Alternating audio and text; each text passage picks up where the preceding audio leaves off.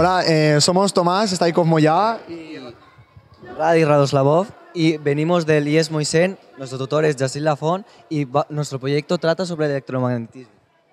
Bueno, tenemos tres tipos diferentes de aplicaciones. Tenemos motores lineales, motores rotatorios y la ley de Lenz. Empezamos por la ley de Lenz. Vamos a comprobar cómo al tirar un imán normal y corriente, en este caso es neodimio, y tenemos un tubo de aluminio. Comprobamos cómo al tirar tarda en caer. ¿Qué está pasando? Nosotros al soltar el imán se genera una variación del flujo magnético. Nosotros se genera la variación. Esta variación genera un campo eléctrico alrededor de todo el tubo. Y esta variación a la vez genera un campo magnético que es contrario a la variación. Por eso al ser contraria a la fuerza, se generan las fuerzas de repulsión que hacen que frene. Aplicaciones, por ejemplo, que se utilizan en la vida real en la ley de Lenz, por ejemplo, es como las atracciones, en este caso de Ferrari, la de caída libre, que utilizan ellos. Ellos ponen desde una distancia X, desde arriba del todo, hasta un punto X, ellos ponen un tipo de material que no es un conductor, por eso es caída libre al 100%, dejan caer a las personas al 100%. Y desde un punto X, desde abajo, hasta una distancia adecuada y calculada arriba, ellos utilizan ya el conductor, por eso que al dejar caer, cae en seco y luego ya utilizan los materiales que hacen que frene, cae en seco y frene. Lo bueno que tiene esta, la ley de Lenz, es que tiene una efectividad prácticamente del 100%. Puedes echarla las veces que quieras, que siempre te va a funcionar. O también, por ejemplo, nunca se va a desgastar. No es una pila, no es una batería, no es un material desgastable. Es prácticamente, tú lo echas, nunca se gasta. Ellos lo que utilizan, el funcionamiento es eso. Luego también pasamos a los motores lineales. Los motores lineales prácticamente vamos a ver cómo tenemos dos polos positivos y positivos. Por eso se están repeliendo. Y entonces lo ponemos así, los positivos y los positivos. Entonces, ¿qué está pasando aquí? Aquí tenemos el polo positivo con la parte positiva del imán. Por eso que se están atrayendo, o sea, se repelan hacia allá. Y al poner la parte negativa con la parte positiva, aquí se atraen. Al aquí repelerse y al aquí atraerse, la pila va en una misma dirección, los electrones pasan en una misma dirección. ¿Qué pasa? Si juntamos, por ejemplo, una espira de cobre o una espira de plata, vais a ver cómo la espira de plata va a pasar muchísimo más rápido, drásticamente, que la de cobre. ¿Por qué? Por la resistividad. La resistividad de la plata es mucho menor a la del cobre. Lo mismo pasa en la ley de Lenz. Aquí tenemos un tubo de aluminio, ahí hay otro tubo de cobre. ¿Qué pasaría si tuviéramos un tubo de plata? Por ejemplo, si tuvieras un tubo de plata, al tener menor resistividad, la fuerza sería mayor y tardaría más en caer.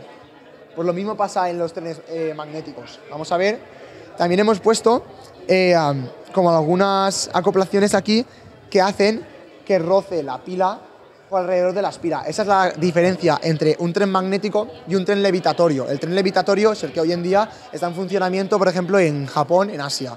El tren levitatorio es el tren maglev, el tren bala, que están en constante levitación, por eso llega a velocidades mayores de 580 km por hora, porque no tiene ese rozamiento, esa fuerza de rozamiento no la tiene y llega a velocidades muy grandes, al contrario de que el tren electromagnético, que es este que necesita que rocen. Vamos a comprobarlo. Como al echarlo, tira hacia adelante. Luego vamos a poner en la plata. La plata, como hemos dicho, tiene una resistividad menor a la del cobre. Y vamos a comprobar también, vais a notar drásticamente cómo va a pasar muchísimo más rápido.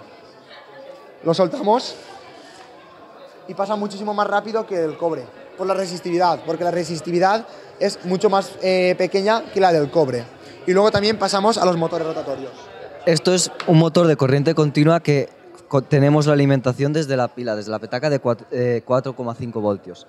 Lo que pasa aquí es que tenemos una bobina de cobre esmaltado es decir, que tiene una capa de pintura por encima y hemos lijado una mitad, para que así crear, por así decirlo, un polo positivo y otro negativo, que solo interactúe con una parte, porque si no, lo que ocurriría es que interactuaría una mitad y después la otra, y se crearía una contradicción de las fuerzas, y no queremos eso. Entonces, como podéis ver, colocamos la bobina y gira. ¿Por qué se produce esto? Esto es un fenómeno que explica la ley de Lorentz, que básicamente al tener un imán con un flujo magnético que está en contacto con una corriente eléctrica, es decir, partículas de electrones en movimiento, importante, tienen que estar en movimiento, pues lo que ocurre es que crea un par de fuerzas, las denominadas fuerzas de Lorentz, y estas son hacia arriba. La velocidad de la bobina depende de las vueltas que tenga. Por ejemplo, hemos hecho varias pruebas. Tenemos desde medio metro hasta 3 metros. Y cada vez va más rápido. Lo que nos ha pasado es que, por ejemplo, la de 3 metros, en este caso, porque es un soporte casero y todo, no va tan rápido como debería. ¿Por qué? Porque hay un roza, porque también el hilo que hemos usado de cobre es muy finito, entonces no se aguanta. Pero bueno, en unas condiciones ideales pasaría eso. Después, como vemos, cuando lo colocamos, gira hacia mí. Pero si queremos invertir el sentido, lo único que tenemos que hacer es cambiar el sentido de la corriente. Eso lo podemos demostrar con la ley de la mano derecha. Sí. Tenemos aquí una imagen en la que podéis ver cómo aquí la fuerza que genera es hacia arriba y el sentido de la corriente en este caso es hacia allá, hacia la izquierda. Entonces, ¿hacia dónde va a girar? Hacia mí. ¿Qué pasa si cambiamos el sentido de la corriente? Que veis, gira hacia vosotros. Es muy fácil. Ahí. Es una forma muy fácil de identificar el sentido de la fuerza, hacia dónde va el voltaje, etc. El motor rotativo es utilizado en aplicaciones, por ejemplo, en la Fórmula 1. Tenemos aquí imágenes que lo utilizan. ¿Por qué? Porque se aprovechan de las ventajas que tiene, por ejemplo, gran capacidad de generar un par muy alto en muy poco tiempo. Es decir, tiene una aceleración bestial. Básicamente, lo pones, habéis visto, se pone y enseguida empieza a girar. La única desventaja de este tipo de motor es el coste tan elevado que tiene. Por eso se utiliza en sectores como la Fórmula 1, en petrolíferas, en coches eléctricos, por ejemplo, que tienen un presupuesto que se lo pueden permitir. ¿Por qué? Porque es muy caro. Prácticamente, para que lo entendáis, podemos explicarlo como cuando ves una carrera de Fórmula 1, cuando salen, empiezan, ellos pisan el acelerador y drásticamente la aceleración es bestial. ¿Por qué? Porque aquí tenemos un apaño casero que hemos hecho, pero si nosotros tuviéramos un buen apaño, con unas buenas condiciones, un buen presupuesto, los motores rotatorios lo bueno que tienen es nada más soltar, empiezan a girar. Aquí tenemos que darles un impulso nosotros, pero nada más, ellos nada más poner, nada más pisar el acelerador, salen disparados enseguida y eso es lo bueno por lo que utilizan.